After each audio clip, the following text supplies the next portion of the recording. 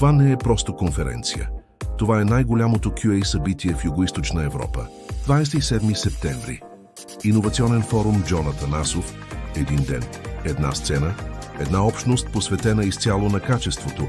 QA Challenge Accepted събира най-добрите в тестването.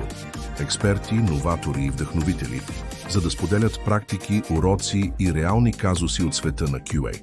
11 лекции, без паралелни сесии, защото всяка минута е ценна. Ще чуеш как се тества всичко, от казан за ракия до компоненти, които отиват в космоса. Ще научиш как се прави качествено тестване на продукти, ползвани от милиони.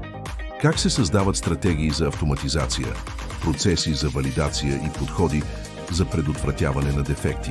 Ще бъдеш сред хора, които горят в работата си, както и сред такива, от които можеш да се учиш. Може да зададеш въпроси на QA архитект с солиден опит и да получиш практични, директни отговори.